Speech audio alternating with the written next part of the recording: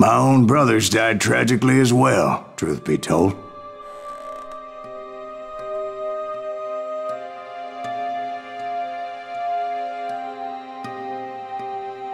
It was 1868, and me and my older brothers were pulling a tidy profit running cattle into Juarez, Mexico. One night after my brothers retired for the evening, I found a little poker game in a cantina with a couple of cowboys. And I just couldn't lose.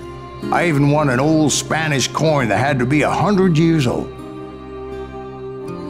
Well, I was mighty pleased with myself the next morning as my brothers and I rode for Texas. But before we crossed the border, those cowboys caught up with us. It was Johnny Ringo, Roscoe Bob Bryant, and another asshole named Jim. They wanted their money back and everything else we had, including our lives, as those boys didn't want us coming for them later. Bob put that old Spanish coin in my mouth and said, "I won't have it said that I left you with nothing, boy." Well, those horses bolted, and there we hung as those bastards rode away. The branch finally snapped under the weight of the three of us, but being my older brothers were bigger and heavier, they were already dead. And right then I swore to myself that I would avenge them. Ringo you know about, but Bob eluded me until I heard he was riding with the Wild Bunch.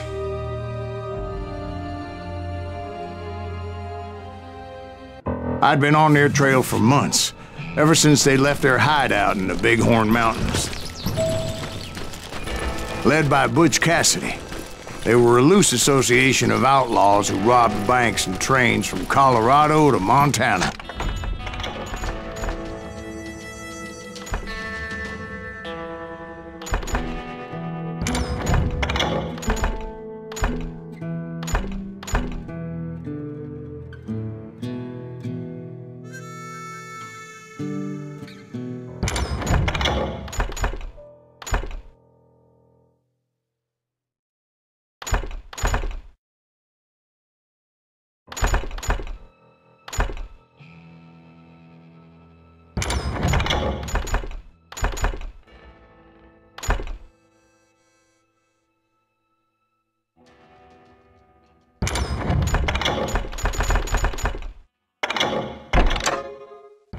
Among them was the Sundance Kid, and that murderous hombre I was tracking, Roscoe Bob Bryant. Were you a part of that giant Pinkerton posse after the Wild Bunch? No, boy. A circus like that would have slowed me down. Besides, I wanted Bryant all to myself. I'd heard about a large shipment of gold being transported to Wilcox, Wyoming on the Overland Flyer.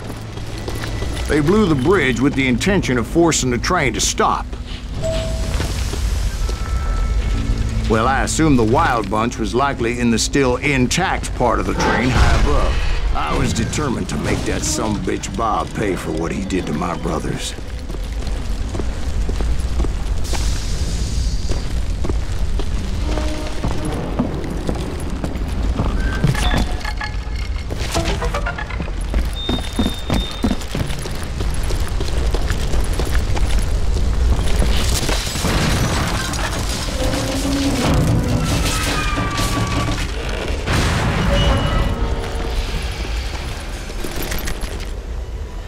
I found the device they used to blow the tracks, so I knew I was headed in the right direction. My ears are still ringing from blowing up that ridge. What'd you say? I can't hear a goddamn thing. Well, I made my way off unscathed Who's that and came son upon a few members of the gang and had no choice but to dispatch them. From there, I had to negotiate an even more precarious route. I would need to get my ass out of there.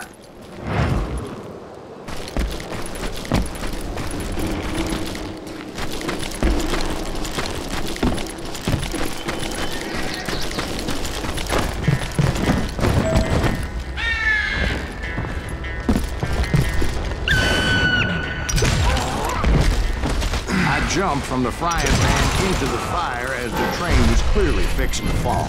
I had found found the gang, but in order to find old Bob, I needed to fight my way forward past a whole passel of desperados. Outside, inside, any way I could, I made my way towards my prey. Well, what about the passengers? It was mostly a freight train, as I recall.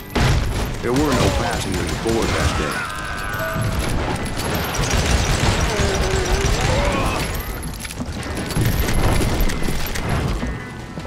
As I mentioned before, I am not fond of heights. But I was too busy dodging bullets to worry about falling to my death. Odds were I was likely to die that day anyway. So I was determined to take down as many of those bastards as I could.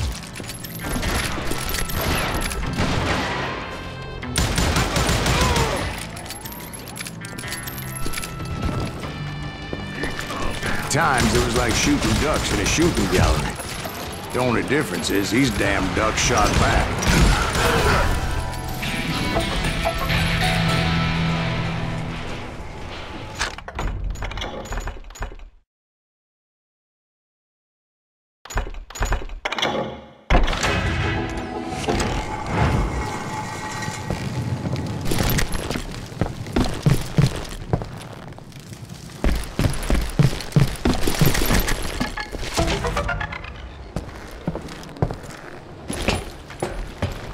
I kept hoping the law would show up and give me a hand. You mean like that giant Pinkerton posse that I read about?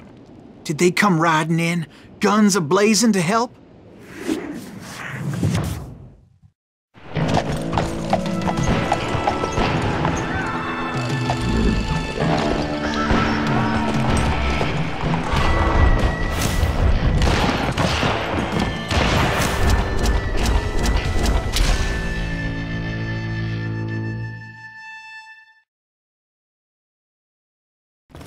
Help?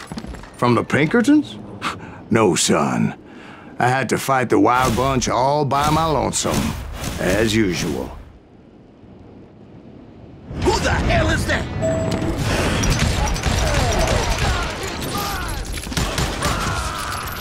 Take cover! Retreat! Retreat! Huh?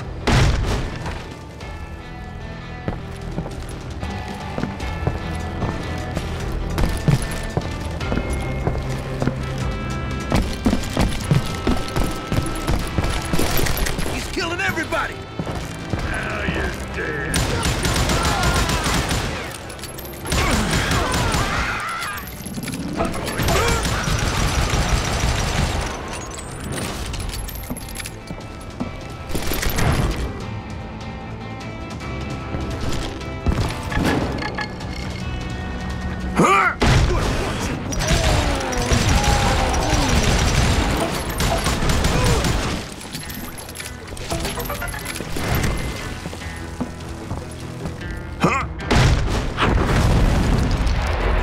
Guess is those dime novels didn't portray this as it happened, did they? Only a few stragglers were left. I had to cut them down pronto if I was going to stay on old Bob's trail.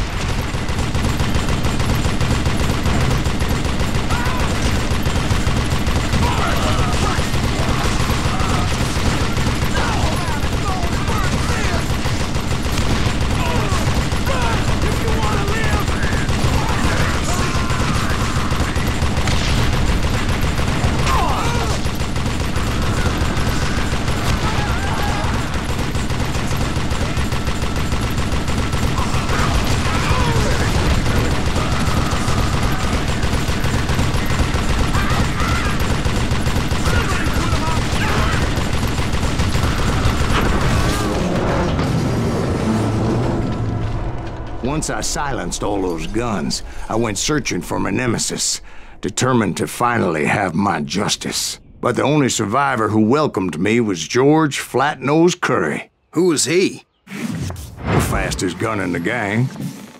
Right after Sundance, I mean. And Kid Curry, and maybe Elsie Lay. Though some folks might dispute that.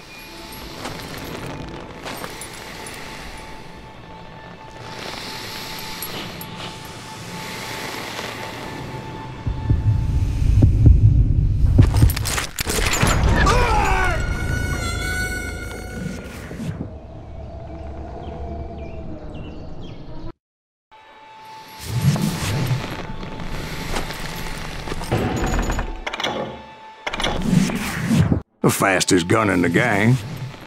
Right after Sundance, I mean. And Kid Curry, and maybe Elsie Lay. Though some folks might dispute that.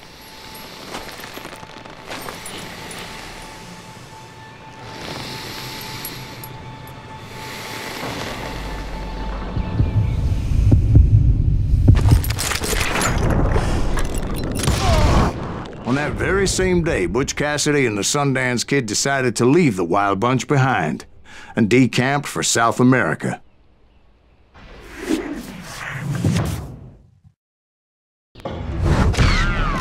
They ended up living down there for many years, but I'm sure you already know all about that.